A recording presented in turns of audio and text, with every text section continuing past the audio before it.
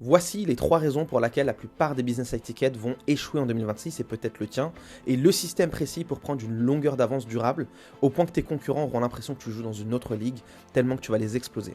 Donc d'ici la fin de cette vidéo, tu sauras générer des clients high ticket de façon constante grâce à ce système, tu verras comment scaler à 50 puis 100K par mois, mais surtout ne plus jamais retomber en dessous de ce seuil. La vérité, c'est que autour de moi et chez beaucoup d'entrepreneurs de mon réseau, je vois de plus en plus d'entreprises galérer par manque de trésorerie. Pourquoi? Tout simplement, déjà tout de suite tu le remarques, les coûts des publicités ont explosé, les clients ne payent plus en one shot, ils payent en 6 fois, 12 fois, 24 fois, la qualité des leads elle a complètement dégringolé, tu récupères des touristes, les agendas sont difficiles à remplir, tu as à peu près même pas 2 appels par jour, et encore c'est quand ça décroche, et en parlant de ça d'ailleurs, les taux de show up diminuent, on a une personne sur deux qui se pointe, et encore c'est quand tu as de la chance. Et tu te prends souvent les mêmes objections en boucle. Je vais y réfléchir, envoie-moi des preuves, je te compare avec la concurrence. Résultat, tu éteins des feux tous les jours, ton revenu fait du yo-yo, tes profits baissent, tu diffères des recrutements clés et parfois tu songes même à arrêter. Et ça c'est révoltant parce que toi et moi on sait que tu déchires. Tu obtiens des résultats pour tes clients. Tu es meilleur que beaucoup qui vendent de la camelote, tu es plus intelligent, tu es plus compétent et pourtant ils gagnent plus que toi. Tu l'as déjà vécu, une période où tout roulait, puis 2025 débarque et là ta croissance ralentit. Tes profits peuvent même reculer et tu as peut-être fait tes premiers mois dans le rouge en 2025. Pourquoi? Parce que ce qui marchait avant ne marche plus. Et je le sais, c'est exactement ce qu'on a constaté avec mes clients à partir déjà du milieu de l'année dernière. Donc on a constaté moins de leads, des taux de closing en baisse, des coûts en hausse, fallait payer toujours plus pour avoir le même nombre de clients, la rentabilité qui baisse, etc. Alors aujourd'hui, je te montre une façon plus sûre et plus rentable de scaler. Peu importe ton modèle, peu importe la taille de ton audience, peu importe ton produit, peu importe ton budget marketing. Et le meilleur, c'est que tu n'as pas besoin d'inventer des offres en permanence pour relancer l'intérêt, poster 50 000 reels par jour, empiler des funnels compliqués et casser ce qui fonctionne déjà. Ok? Donc voilà ce qu'on va couvrir. Pourquoi ton marketing échoue en silence et la raison surprenante pour laquelle ce n'est pas de ta faute. Pourquoi YouTube est la mine d'or de clients la plus sous-exploitée et comment l'exploiter en 60 minutes par semaine. La seule différence entre ceux qui se noient dans la création de contenu et ceux qui font 100K par mois avec quelques vidéos chirurgicalement travaillées. Et enfin, le système en 4 étapes pour tout exploser en 2026, bien évidemment, étape par étape. Donc, si tu veux la stabilité, des show-ups qui remontent, des taux de close qui remontent, un pipeline de closing qui tient la pression, reste bien jusqu'au bout. Avant d'entrer dans le dur, je vais juste planter le décor d'abord. Parce que ce que je vais te dire, c'est vraiment la plus grande opportunité de croissance rentable et durable que j'ai vue en 8 ans d'infoprenariat. Après avoir bossé avec les plus gros infopreneurs, FR, US, UK, et même après avoir généré plus de 15 millions avec mes clients ces dernières années, c'est vraiment la plus grosse opportunité. Donc commençons déjà par pourquoi ton marketing ne fonctionne plus, pourquoi c'est pas de ta faute. La dure vérité, c'est qu'on traverse une récession de la confiance, pas une récession économique, une récession psychologique. Le General Social Survey, l'étude la plus longue au monde sur la confiance interpersonnelle, montre un plus bas historique sur 40 ans. Le scepticisme, il bat des records. L'information et l'IA sont abondantes, la concurrence est partout. Tes prospects sont plus sophistiqués que jamais, ils recherchent, ils comparent, et franchement, ils ne te font pas confiance d'emblée. C'est pour ça que tu brûles de l'argent avec des systèmes qu'on appelle Sales First. C'est quoi un système Sales First? C'est-à-dire ton intention première, c'est de faire une vente. Les pubs qui poussent à un appel, les cold DM, la prospection, peu importe. Bref, tout ce qui force un appel de vente avant que la confiance ne soit suffisante pour décider de bosser avec toi, avant que tu ne la mérites. Et si t'es pas convaincu, repense à chaque achat que tu as fait à plus de 3 000 euros. Est-ce que tu as juste vu une pub, regardé une vidéo, réservé un call et acheté en moins de 24 heures? Probablement pas. À mon avis, tu as fait tes recherches, tu as construit ta confiance avant de réserver de l'appel et bien évidemment, tes prospects ne sont pas différents. Google appelle ça la règle 7-11-14. Après l'analyse d'un milliard de points de données, il montre qu'il faut en moyenne 7 heures de contenu, 11 points de contact sur 4 lieux différents pour transformer un inconnu en acheteur. Alors les 7 heures, c'est quoi? C'est le temps total passé avec ton business, les vidéos, les appels, les pages, les emails. Les 11 points de contact, c'est chaque interaction, email, SMS, contenu, pub, appel, etc. Et 4 lieux, c'est tout simplement les plateformes. YouTube, Instagram, ton site, tes pages, tes pubs, bref. Plus tes prospects sont exposés à ton business, plus ils te font confiance. Et plus ils te font confiance, plus tu gagnes de l'argent. Maintenant, regarde tes systèmes honnêtement. À combien d'heures de contenu ton prospect est-il exposé avant que tu essayes de le closer? Et si tu es comme la plupart des boîtes que je vois, la réponse est presque rien. Ils te connaissaient même pas il y a à peine 48 heures et tu leur demandes déjà 2 000, 5 000, voire 10 000 euros en one shot en comptant. Donc ça, c'est complètement fou. Comme si ça ne suffisait pas, il y a une deuxième raison pour laquelle ton marketing ne génère pas régulièrement des clients premium, des clients étiquettes, c'est que ton marché est encombré et saturé. Dès que tu vois du succès, on te copie, puis on copie ceux qui t'ont copié. Ça fait des réactions en chaîne. C'est ce que j'appelle le dilemme du marché saturé. Donc là, si on prend ce graphique, on a le succès à gauche et le temps en bas. Donc au lancement, ton business est en or. Tu as peut-être modélisé quelqu'un qui fonctionne, par exemple aux US, tu étais peut-être client chez lui. Et au début, vous êtes deux, puis on te voit et on fait pareil. Puis un autre vous copie, et encore un autre et encore un autre. Donc ce qui commence comme une super aventure finit forcément par plafonner. Les profits baissent, le revenu recule, tu as des premiers mois à l'équilibre, puis des mois dans le rouge, etc., etc. Et la raison, c'est cette ligne bleue. Dans chaque marché, le nombre de concurrents augmente avec le temps, donc ta part se réduit, tu deviens une option de plus, et le prix devient le différenciateur. Les objections vont donc forcément augmenter, les gens vont se comparer à toi, avec des offres qui soi-disant font la même chose que toi, ta croissance va plafonner, tes marges vont se réduire, etc. Ça va être la merde à chaque fois. Donc ce que tu vas faire, comme tout le monde, nouvelle offre, nouvelle industrie, tu vas essayer d'aller voir ailleurs. Tu te dis, j'ai eu du succès ici, la concurrence a tout cassé, donc je vais peut-être aller là-bas, peut-être faire de l'IA ou autre, mais sauf que le cycle, il se répète là où tu vas aller. Dans toutes les industries, ça va être à chaque fois la même chose. Tu veux un exemple concret? Regarde SpaceX. Ils vendent des voyages dans l'espace, c'était révolutionnaire. Puis il y a eu d'autres sociétés qui sont arrivées. Donc même si des ingénieurs aérospatiales se font copier pour aller dans l'espace, est-ce que tu penses vraiment que ta formation, ton coaching, ton e-commerce ou peu importe sont impossibles à copier? Moi, je pense pas.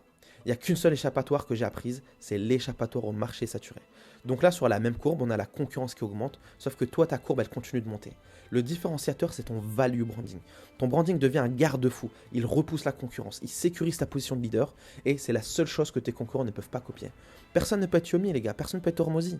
Personne ne peut répliquer ta combinaison unique d'expérience, de connaissances, de personnalité, de story, etc. Donc le contenu te permet de montrer ça pour construire un value branding qui va te démarquer. Même le produit ou service le plus basique dans le marché le plus saturé peut scaler à 1 million par mois avec un value branding très puissant, même en France. Donc ne me dis pas que tu n'as pas le temps ou que le contenu, c'est pas si important que ça. C'est probablement la chose la plus importante que tu puisses faire pour ton business. Et beaucoup d'entre vous connaissent Alex Hormozy d'ailleurs, il répète depuis des années que le branding c'est au-dessus de tout et on sait tous que tu as le temps, c'est juste une question de priorité. Et en parlant d'Hormozy, il a établi il y a quelques jours un record de vente à plus de 100 millions de dollars en un seul webinaire. Donc dans un marché qu'on appelle le marché le plus saturé, et malgré ça, grâce à son branding, il l'a démontré par A plus B. Donc s'il y a une leçon que j'ai apprise en générant plus de 15 millions avec mes clients ces dernières années, c'est celle-ci. Tu construis toujours deux entreprises, celle d'aujourd'hui et celle de demain. Donc si tu te concentres jamais sur celle de demain, tu finis forcément dans le dilemme du marché saturé. Ça plafonne, puis ta croissance et tes marges baissent. Donc même si là, c'est pas ce que tu penses avoir besoin, ton entreprise de demain aura besoin de ton branding. Donc maintenant que tu sais que les prospects doivent construire plus de confiance que jamais, que chaque marché va devenir plus saturé et que la seule façon d'éviter de fermer ou de redémarrer en boucle, c'est de construire un value branding, alors on peut passer à la suite. Le plus important, c'est la plateforme parfaite YouTube. C'est sur YouTube que tu vas créer du contenu stratégique qui bâtit la confiance, qui va respecter la règle 7-11-14, qui va construire ta crédibilité et ton autorité. Tes vidéos vont attirer des prospects de haut calibre, ils vont les éduquer sur ton produit ou service, tu crées de l'intention d'achat, tu agites les bons pain points, tu crées de l'urgence et surtout ça leur permet d'essayer avant d'acheter. Try before buy. Tout ça avant l'appel de vente. Et à mon avis, c'est la méthode la plus simple, la plus durable et la plus long terme pour atteindre des mois à 100 000 euros par mois sans jamais redescendre. Ça te permet de construire une équipe de classe mondiale, de te retirer de l'opérationnel au quotidien et de vivre une vie beaucoup plus équilibrée. Et je suis 100% transparent, au début, même moi l'idée ne m'intéressait pas de ouf, mais j'ai quand même essayé. Et en 3 vidéos, j'ai contractualisé 25 000 euros de chiffre d'affaires. Je suis passé de qui es-tu, que fais-tu, comment tu peux m'aider à je te connais, Yacine, je t'apprécie beaucoup, j'ai confiance en ce que tu fais, tu as l'air d'être un super gars, je veux travailler avec toi. En 3 vidéos, des gens me reconnaissaient en soirée networking à Dubaï. On m'a même demandé des photos et j'ai même fini en soirée Top Golf avec des abonnés. J'ai fait une soirée abonnée, je savais même pas que j'avais des abonnés. Donc YouTube, c'est l'opportunité d'acquisition la plus sous-exploitée dont personne ne parle. C'est le deuxième plus gros moteur de recherche au monde, 14,5 milliards de recherches avec Google et YouTube réunis. Et beaucoup viennent de prospects qualifiés, à forte intention, qui cherchent activement des solutions comme les tiennes. Et si tu maîtrises YouTube, tu peux littéralement vendre de la glace aux Esquimaux.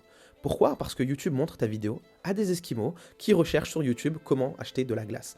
Et même si tes vidéos ne rankent pas dans la partie recherche, ça j'en parlerai plus tard, mais le référencement, c'est pas le seul objectif. Parce que l'algorithme est devenu excellent pour montrer tes vidéos à tes prospects parce qu'ils vont taper des requêtes similaires sur Google et YouTube. Donc même si tu n'apparaîtais pas forcément dans la recherche, YouTube va placer tes vidéos dans l'algorithme d'acheteurs, des gens qui veulent acheter des produits et services maintenant. Donc la recherche YouTube, c'est qu'une stratégie, il y en a beaucoup qu'on peut combiner pour faire plus d'argent, sans ads et surtout sans galérer en closing. Sur Insta et sur TikTok, les posts disparaissent en quelques heures. YouTube a une demi-vie 10 fois supérieure. Donc chaque année, il y a Scott Graff qui publie un graphique sur la durée de vie des contenus. Donc en 2024, YouTube c'est le troisième, derrière Bing et Pinterest, même bon, on s'en fout, donc on va dire que c'est le premier. Ta vidéo atteint la moitié de son engagement à 9 jours. Et en comparaison, LinkedIn c'est 1 jour, Insta c'est 19 heures, Facebook 76 minutes, X 43 minutes. Donc si tu investis du temps et de l'énergie, fais-le là où le retour dure le plus longtemps dans le temps. Ça, c'est plus logique. Donc YouTube, il attire aussi des spectateurs plus qualifiés qui passent plus de temps que partout ailleurs. Une autre étude d'Insider Intelligence montre qu'aux États-Unis, la seule plateforme qui dépasse YouTube en temps passé par jour, c'est TikTok. Mais toi et moi savons que personne ne réellement qualifier une passe sa journée sur TikTok pour acheter du high ticket. Donc sur YouTube, on est à 48 minutes par jour en deuxième position, mais derrière on a Twitter et Instagram qui tournent à 34-33 minutes, qui sont du coup en dessous de ça en termes de watch time. Et l'audience YouTube est plus qualifiée financièrement. Une autre étude montre la part d'adultes aux États-Unis qui utilisent YouTube par niveau de revenu, et on est à 90% sur les foyers qui font plus de 100 000 $. Et tout le monde dit que ouais, les CEO sont sur LinkedIn, sauf que 53% de cette typologie de personnes, au-delà de 100K, est présente sur LinkedIn. Donc, la prochaine fois qu'un gourou de la viralité te dit d'aller sur LinkedIn, Insta, TikTok, regarde les données par toi-même et demande-toi où tu as le plus de chances d'attirer des prospects de haut niveau et qui sont prêts à acheter, surtout si tu fais du B2B. Autre façon de voir la puissance, dis-toi que chaque vidéo, c'est comme une mini VSL. Cette vidéo que tu vois à quelques milliers de vues, sauf que c'est l'équivalent de plusieurs milliers d'euros d'ads si j'avais voulu avoir le même watch rate dans un funnel VSL classique. Et ma partie préférée avec YouTube, c'est son retargeting organique. YouTube va montrer automatiquement tes autres vidéos aux gens qui t'ont déjà regardé. Et ça, par rapport à la règle 7, 11, 14, pendant qu'une personne regarde cette vidéo d'une heure, YouTube lui suggère 3 autres vidéos à droite. Et si tu déroules, tu verras encore 3 ou 4. Donc au total, il y en a 5 des fois 7. Donc pour la règle 7, 11, 14, c'est magnifique, c'est excellent. Et c'est comme ça que l'algorithme d'acheteur fonctionne, si bien évidemment tu apprends à l'utiliser. Résultat, une expérience de binge-watching façon Netflix, ça accélère le 7, 11, 14, ça transforme ton prospect en client. Et le meilleur, c'est que ça se passe en autopilote sans dépenser un seul centime. Tu n'as pas besoin de créer constamment des vidéos pour rester top of mind. Exemple, je n'avais rien posté depuis plus d'un an sur YouTube et régulièrement, cette vidéo m'obtient des leads qualifiés. Et si ça ne suffisait pas pour te convaincre d'y aller à fond, regarde la simplicité de création. Un podcast, ça prend des heures à se coordonner, les studios, etc. Les shorts, c'est beaucoup de prod, beaucoup de montage, des scripts, des décors, il faut surveiller les trends, etc. Je ne dis pas que ça ne marche pas, attention.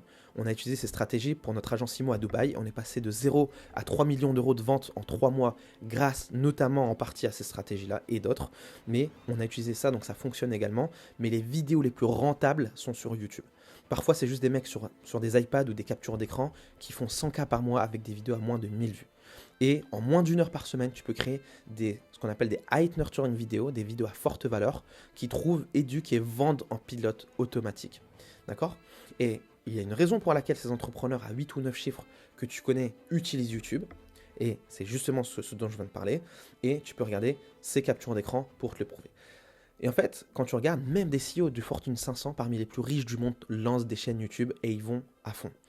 Et en fait, tu n'as qu'à regarder par toi-même. Chaque personne que tu vas respecter sur Internet, regarde s'il a une chaîne YouTube. Et comme par hasard, tu verras qu'il fait du contenu sur YouTube. Tu n'as plus qu'à te demander maintenant pourquoi ils le font.